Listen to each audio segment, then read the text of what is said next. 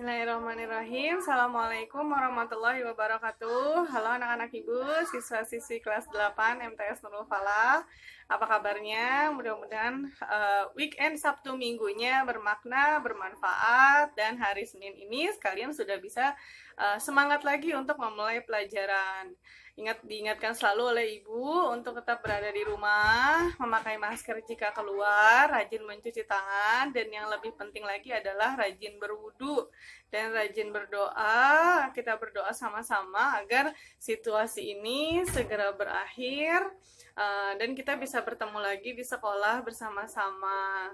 Oke anak-anak ibu, pada pertemuan kali ini kita akan melanjutkan materi yang materi yang ke-6 di pelajaran IPS, yaitu tentang interaksi bangsa-bangsa yang ada di Asia Tenggara dan bentuk kerjasamanya.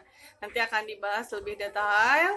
Nah, untuk pertemuan kali ini hampir akhir. Nanti kamu ulangan hariannya 2 minggu ke depan. Minggu depan masih 1 kali pertemuan lagi ya.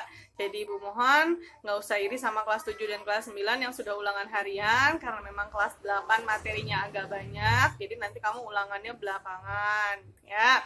Nah, sekalian untuk persiapan, diperhatiin materinya, disimak baik-baik, dan ibu selalu membuka pertanyaan via Japri atau WA jika memang kalian tidak memahami apa yang ibu sampaikan. Masih seperti minggu lalu, ada 5 question nanti yang akan ditayangkan dan kalian harus menjawab di link Google Form yang disertakan bersama dengan video ini.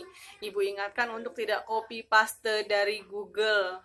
Ibu minta tolong banget, kecewa banget sama jawaban yang copy paste dari Google sepanjang-panjangnya. Tolong dipikirin jawabannya, lihat dari buku atau lihat dari slide yang ibu tayangkan, bukan copy paste dari Google. Ibu ngoreksi nak, ibu lihat semua yang sudah kalian kerjakan. Jadi tolong jangan dibuat mainan ya anak-anak ibu. Siswa-siswi kelas 8 belajar jarak jauh saat ini sama dengan belajar di sekolah. Hanya bedanya kita tidak bertemu secara langsung. Namun penilaian, absen, dan yang lainnya sama seperti di sekolah. Oke, ibu rasa cukup. Itu hanya pembuka dan pengingat buat kalian kelas 8. Tolong baru kelas 8 gak usah macem-macem, yang lurus-lurus aja ya, karena apalagi saat ini komunikasi ibu dan orang tua kalian berjalan dengan lancar. Artinya, ibu akan melaporkan apapun bentuk pekerjaan kalian ke orang tua kalian sebagai tanggung jawab ibu. Jelas ya? Oke anak-anak ibu, pada pertemuan kali ini kita akan membahas tentang bentuk kerjasama dan interaksi antar ruang antara negara-negara anggota yang ada di Asia Tenggara. Namun sebelum kita masuk materi, mari kita membaca basmalah dulu bersama-sama. Bismillahirrahmanirrahim. Oke, disimak materinya baik-baik ya. Oke anak-anak ibu, siswa-siswi kelas 8, kita masuk materi ke-6, interaksi antar negara di kawasan ASEAN. Oke. Apa itu interaksi dan kerjasama? Kerjasama antar negara merupakan upaya menjalin hubungan baik dengan satu atau lebih negara lain. Tahu kerjasama ya? Kerjasama itu berarti suatu bentuk pekerjaan atau hubungan yang dilakukan secara bersama-sama. Kerjasama dilakukan dengan tujuan untuk mencapai kesepakatan bersama yang menguntungkan bagi masing-masing negara. Kenapa sih mereka harus kerjasama? Ya supaya sama-sama saling menguntungkan. Ada beberapa faktor yang mendorong terjadinya kerjasama. Yang pertama, faktor pendorong dulu. Kenapa mereka melakukan kerjasama? Yang pertama, karena persamaan dan perbedaan sumber daya alam. Ada yang kerjasama karena sumber daya alamnya sama. Ada juga yang kerjasama karena beda sumber daya alam. Contoh yang sumber daya alamnya sama, Indonesia dan Thailand. Indonesia dan Thailand sama-sama penghasil padi atau penghasil beras, tapi mereka tetap sama-sama kerjasama. Tujuannya apa? Ya tadi, sama-sama untuk saling menguntungkan. Ya, ada juga yang beda, contohnya Indonesia dengan Singapura. Singapura tidak memiliki kekayaan alam yang sama dengan Indonesia, tapi Indonesia kerjasama sama Malaysia. Tujuannya apa? Sama-sama mencari keuntungan. Singapura dapat bahan baku, Indonesia dapat barang jadi. Nah, itu contohnya. Yang kedua, persamaan dan perbedaan wilayah. Transportasi, jalur transit ketika mau ngirim barang, itu salah satu contohnya. Yang ketiga, perbedaan perkembangan teknologi. Tadi ya, kayak Singapura sama Indonesia. Yang keempat, perbedaan dan persamaan budaya. Oke, contoh budaya bisa dalam bentuk hasil karya seni, karya tulis, dan yang lainnya ya. Kayak Ibu nggak perlu jelasin lagi ya. Kita lanjut. Nah, ada faktor pendorong sehingga mereka jadi kerjasama gitu ya. Faktor pendorong tuh maksudnya mereka karena hal-hal tersebut jadi kerjasama. Itu namanya pendorong. Ada faktor penghambat. Kalau faktor penghambat karena hal-hal ini mereka nggak jadi kerjasama. Yang pertama karena bencana alam. Udah pasti kalau bencana alam ya mereka nggak mungkin kerjasama. Yang ada memberikan bantuan ya, nanti ada di slide terakhir. Yang kedua karena ideologi negara, contoh kayak Myanmar dengan Indonesia. Indonesia dan Myanmar itu sulit untuk melakukan kerjasama. Kenapa? Di negara Myanmar mayoritas penduduknya memeluk agama Buddha dan mereka cenderung anti-Islam. Sedangkan di Indonesia mayoritas negaranya memeluk agama Islam. Sehingga perbedaan ideologi tersebut menghambat kerjasama. Kan nggak sama tuh, nggak bisa dia kerjasama. Ya. Yang ketiga karena kebijakan politik, misalnya pemerintahnya memutuskan hubungan kerjasama. Nggak usah lagi kerjasama dengan Malaysia, misalkan. Yang keempat, perbedaan kepentingan. Memang tidak diperlukan, sehingga tidak harus melakukan kerjasama. Contohnya kayak Brunei Darussalam. Dia nggak perlu lagi kerjasama dengan beberapa negara. Kenapa? Negaranya sudah mampu atau sudah cukup untuk mencukupi kebutuhan penduduknya gitu. Kalaupun dia melakukan kegiatan kerjasama, hanya hal-hal kecil aja, ya. Yang terakhir adalah perbedaan mata uang. Perbedaan mata uang akan menjadi salah satu hambatan dalam kegiatan dalam kegiatan interaksi antar beberapa negara. Karena kan kalau mau belanja mata uangnya beda, terus nggak diterima, ya udah nggak jadi belanja gitu ya. Oke, kita lanjut. Bentuk kerjasama di ASEAN. Yang pertama, kerjasama di bidang ekonomi. Ada proyek besar yang disepakati dan dikerjakan bersama-sama. Yang pertama, proyek pabrik urea di Malaysia. Urea itu pupuk. Yang kedua, proyek pabrik vaksin di Singapura. Belum ada vaksin COVID tapi ya, ini vaksin kayak misalkan BCG, vaksin anak-anak deh pokoknya. Ketiga, proyek abu soda di Thailand. Kamu tahu abu gosok nggak? Nah, abu soda itu abu gosok ya. Dia dibuat dari soda. Yang keempat, proyek industri tembaga di Filipina. Yang kelima, proyek pabrik pupuk urea amonia di Aceh, Indonesia. Jadi, ada urea biasa, ada urea amonia. Kalau urea di Malaysia, kalau urea amonia di Aceh, Indonesia.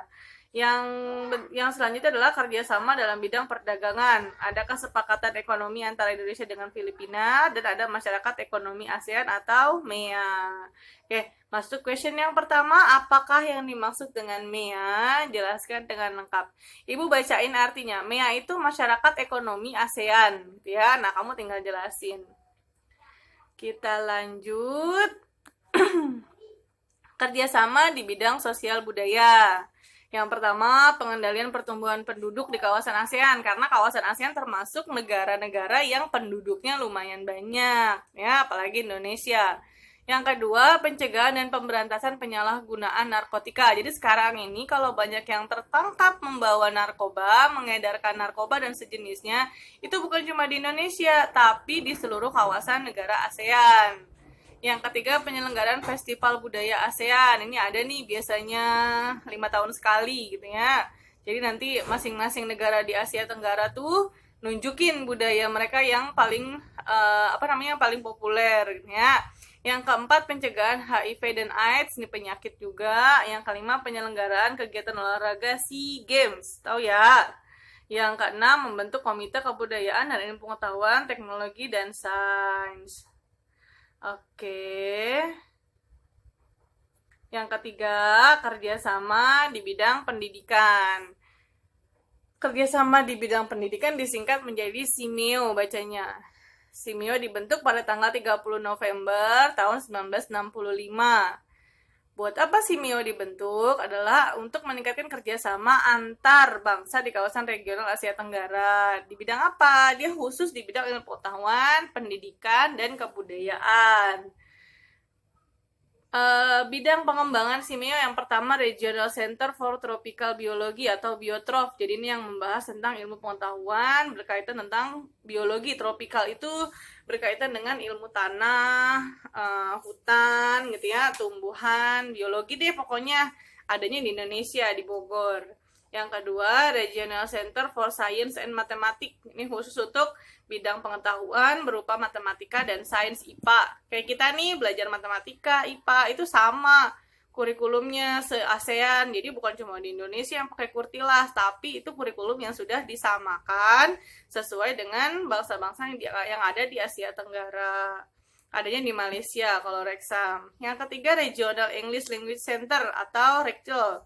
Adanya di Singapura. Ini khusus untuk pembelajaran atau penelaahan di bidang pendidikan bahasa Inggris.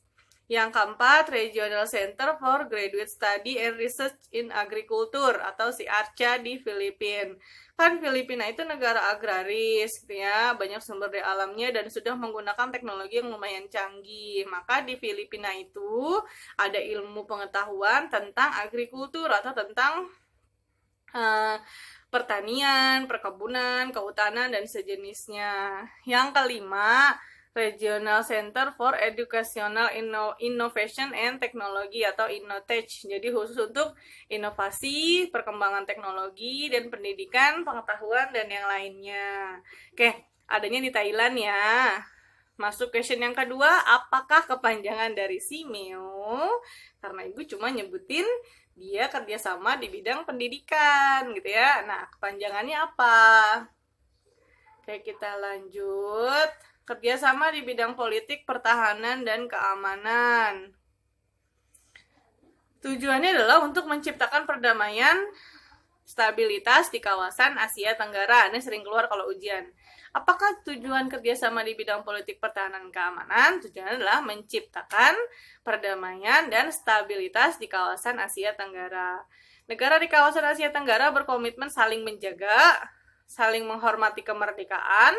Jadi walaupun di Indonesia merdekanya tanggal 17 Agustus, negara lain nggak boleh ngatain. Bahkan malah kadang-kadang diliput kegiatan kita sama aja kayak Malaysia pas lagi memperingati hari kemerdekaannya, kan kita tahu juga gitu ya. Kedaulatan, perdamaian, stabilitas regional itu maksudnya keamanan negara masing-masing gitu ya, dan menyelesaikan persengketaan secara damai. Jadi nggak boleh perang gitu ya, tapi harus melalui jalur damai dulu.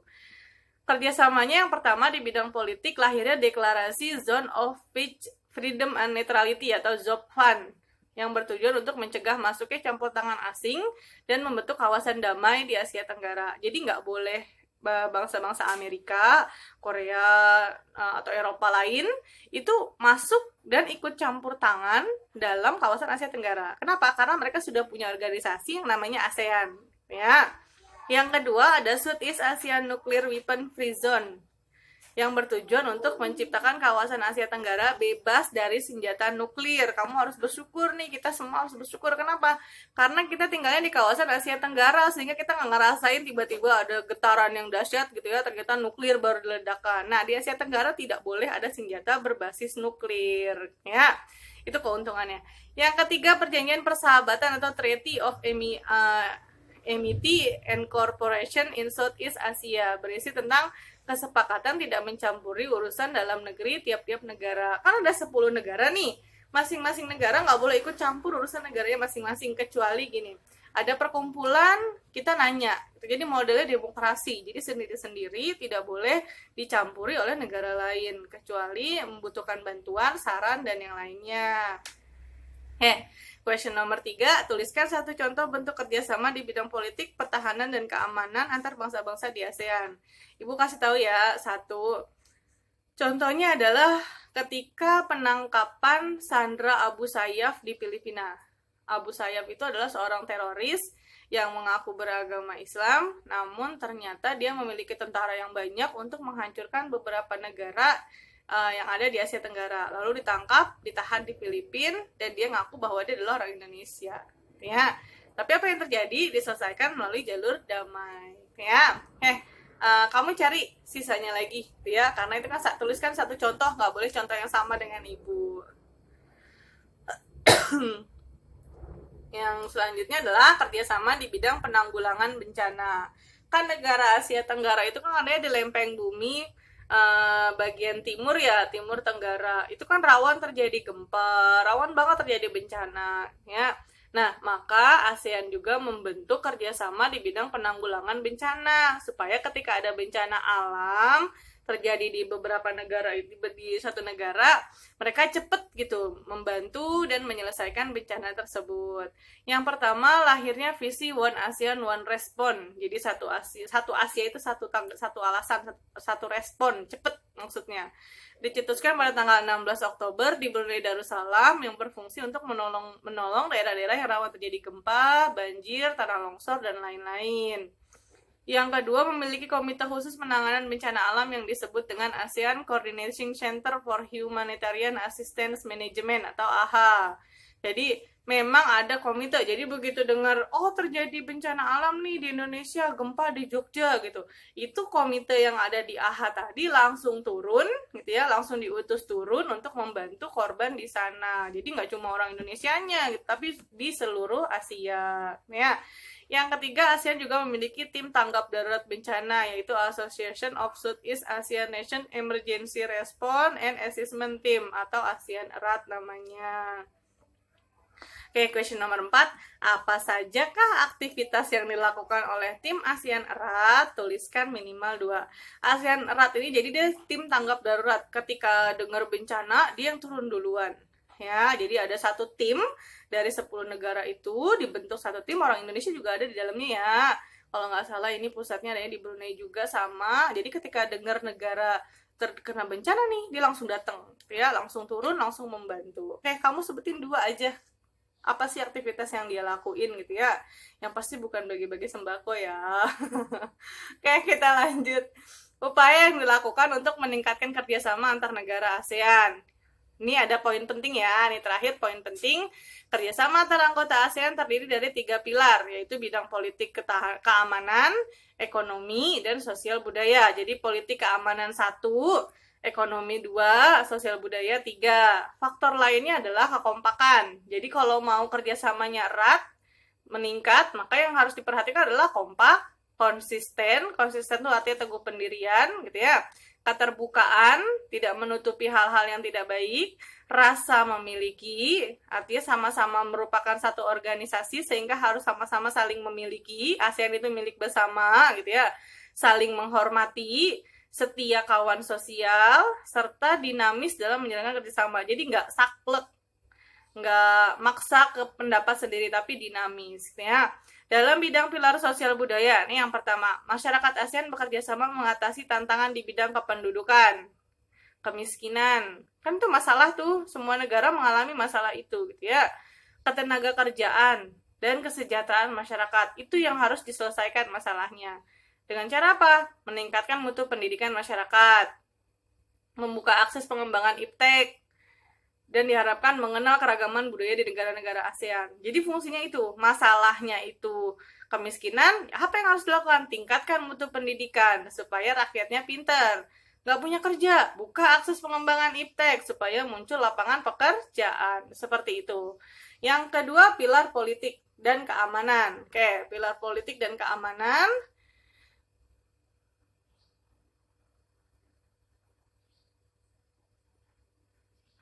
Bidang politik, pilar politik dan keamanan, meningkatkan kualitas pelayanan publik, meningkatkan kemampuan pemerintah dan melibatkan masyarakat dalam mengambil keputusan.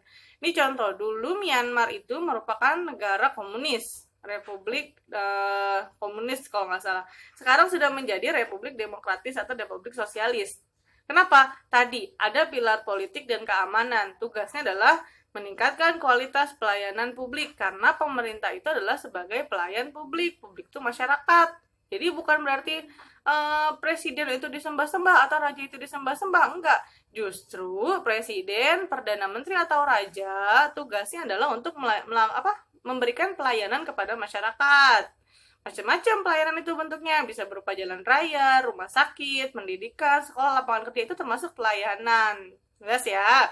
Nah, saling menghargai identitas nasional serta mewariskan kawasan Asia Tenggara yang aman, damai, makmur, dan bagi generasi penerus. Nah, kalau pendahulu kita dulu tidak bekerja sama di bidang hal ini, mungkin sekarang kita udah berantem mulu sama Malaysia, ya, atau berantem mulu sama Singapura. Tapi kan enggak. Kenapa? Tadi karena saling menghargai identitas nasional, nggak boleh lagi main klaim-klaim budaya masing-masing, gitu ya. Sekarang udah nggak boleh. Lanjut. Pilar ekonomi, ini yang terakhir. Menciptakan kondisi ekonomi yang stabil lewat persaingan sehat dan berkelanjutan, serta mampu menciptakan kerjasama dengan negara lain secara optimal. Jadi sama-sama pengen maju, sehingga sama-sama harus menciptakan produk yang maju, bersaing secara sehat, dan bisa berkelanjutan. Jadi nggak cuma hari ini ekspor, besok udah enggak, gitu. Tapi mampu menciptakan kerjasama secara optimal. Ya, ini demikian penjabarannya ya nak. Interaksi tersebut diwujudkan lewat kerjasama internasional. Jadi kerjasama internasional itu ada 3. Ada kerjasama regional, ada kerjasama bilateral, dan ada kerjasama multilateral. Ibu kasih tahu satu clue-nya ya. Regional itu contohnya kerjasama yang dilakukan oleh negara-negara di ASEAN gitu ya. Kalau bilateral berarti bil tuh 2. Nah, multi itu banyak. Kayak kamu tinggal kesimpulan sendiri. Nah, kalau kerjasamanya bagus, baik, maka akan menghasilkan negara yang stabil, aman, damai, dan menghasilkan generasi penerus bangsa yang sejahtera. Ya, kayak anak-anak ibu, question nomor 5, apakah yang dimaksud dengan kerjasama bilateral, regional, dan multilateral? Jelaskan singkat. Dan ibu ingatkan untuk tidak mengcopy paste jawaban dari Google. Sampai di sini dulu materi kita. Next, abis ya. Ini bab, belum, masih ada 1 pertemuan lagi. Terima kasih. Nah, demikian tadi pemaparan materinya. Ibu rasa cukup jelas ya, cukup dapat dipahami. Ingat ada 5 question yang harus dijawab. Jadi dijawab dengan benar dan jelas. Sekali lagi, bukan copy paste dari Google. Tolong bukunya dibuka. Udah dapat buku semua kan? Jelas ya? Oke, kita ketemu lagi di pertemuan berikutnya, pertemuan terakhir di bab 1. Mudah-mudahan tidak ada halangan dan tidak ada masalah, sehingga materi dapat terselesaikan dengan baik, dan kamu juga bisa mengerjakan latihan-latihannya tanpa kendala dan hambatan. Tetap semangat anak-anak ibu, kita ketemu lagi di pertemuan berikutnya. Terima kasih atas segala perhatiannya. Assalamualaikum warahmatullahi wabarakatuh. Dadah, tetap semangat.